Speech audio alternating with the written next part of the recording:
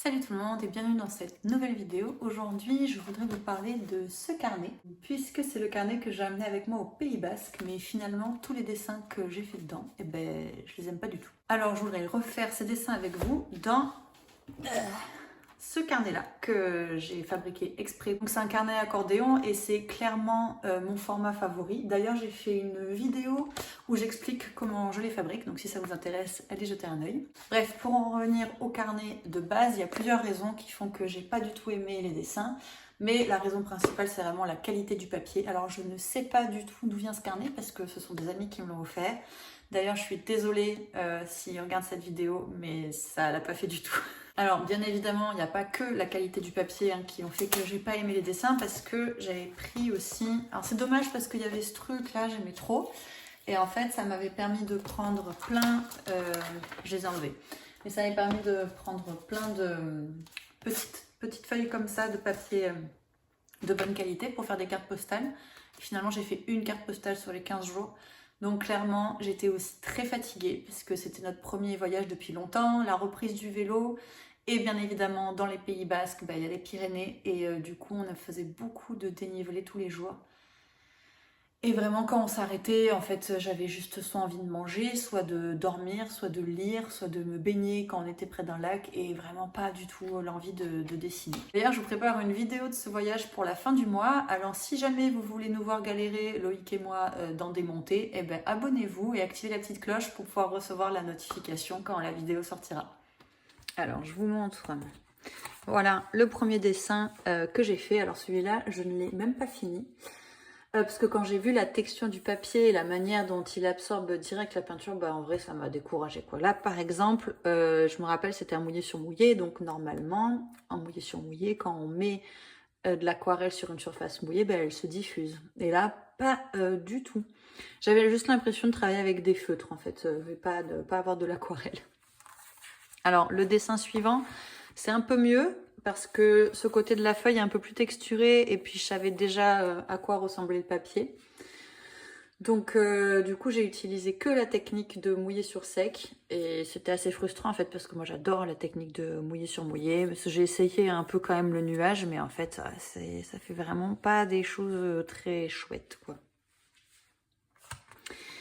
Le suivant, alors ça passe encore.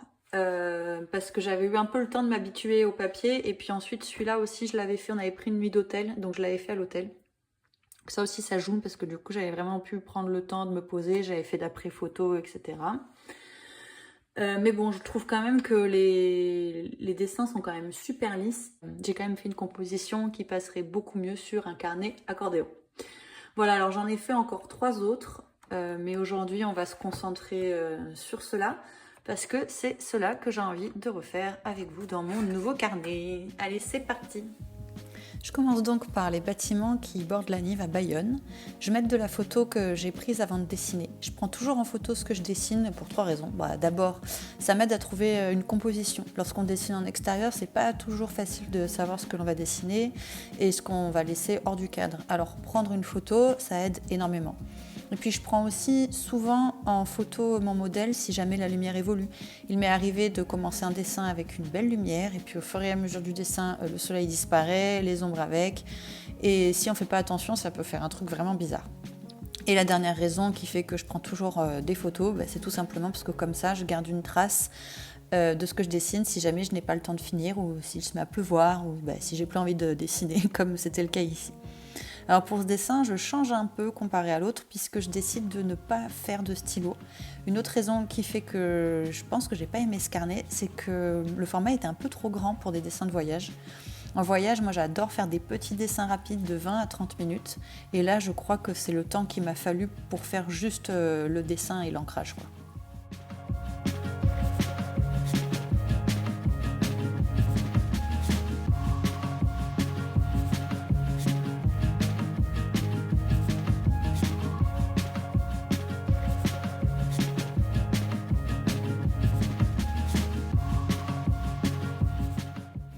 Donc j'enchaîne avec le dessin du phare de Biarritz. Alors ici, j'ai pas pu me servir de la photo que j'ai prise au départ parce que comme vous le voyez, il y a beaucoup de zones noires et en fait on perd tous les détails quoi.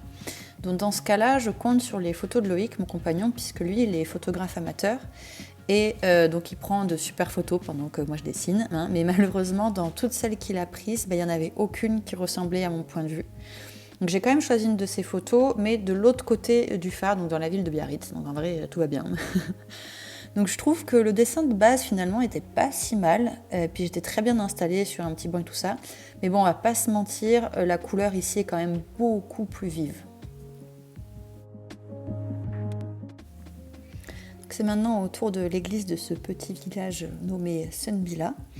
Alors là c'est simple puisque je l'avais déjà dessiné d'après photo, mais en fait pour bien lier les deux aquarelles ensemble, je rajoute un petit peu de végétation sur la partie gauche. Et en fait je lui ajoute aussi des ombres puisque quand j'ai pris la photo il n'y avait pas de soleil, et donc je trouve que ça lui rajoute quand même un peu plus de profondeur. Donc là je commence les dessins en fait de la double page avec lesquelles j'avais fait une composition qui se prête plus au carnet accordéon. Alors le dessin suivant, c'est vraiment le jour et la nuit. Je me rappelle que j'avais vraiment galéré, surtout pour faire la texture de la montagne et des bois, puisque c'est typiquement le genre de rendu que j'obtiens avec la technique de mouillé sur mouillé. J'avais mis tellement de temps pour faire ce dessin qui généralement me prend entre 20 et 30 minutes, on va dire. Donc là, c'est un bonheur, clairement, je me régale. Donc ce dessin aussi, je l'avais dessiné d'après photo, puisque clairement, je ne pouvais pas m'arrêter pour faire cette aquarelle. En fait, on venait de passer la colline qu'on voit à l'arrière-plan, et nous nous étions arrêtés dans le petit village pour boire un café. Et puis on est reparti à l'assaut de l'autre colline, et c'est donc en pleine montée que je me suis arrêtée pour prendre une photo, parce que en fait, la vue était trop belle et que ça méritait d'en faire une aquarelle. Et c'est parti pour le dernier dessin. Donc c'est un petit rouge-gorge qui voulait nous voler notre petit déjeuner en haut du col. Donc pour ce dessin, j'ai utilisé comme modèle une photo de Loïc. Et encore une fois, je suis trop contente de refaire ce dessin parce que je voulais le faire avec une technique dite loose, donc clairement tremper ma feuille d'eau et laisser l'aquarelle faire sa vie. J'adore cette technique, c'est super relaxant de ne pas avoir vraiment de contrôle sur ce qui se passe. Mais en fait, dans l'autre carnet, c'était tout simplement impossible de faire ça, donc c'était super frustrant.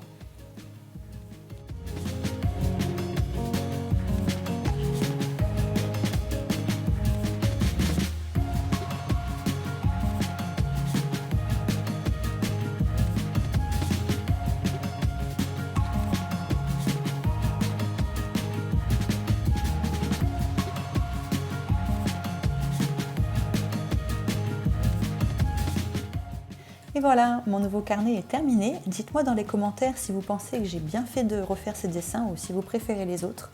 En tout cas, j'espère que vous avez aimé cette nouvelle vidéo. Si c'est le cas, mettez un like et je vous dis à la semaine prochaine puisque je vous ai préparé un nouveau tutoriel pour peindre un paysage de montagne à l'aquarelle.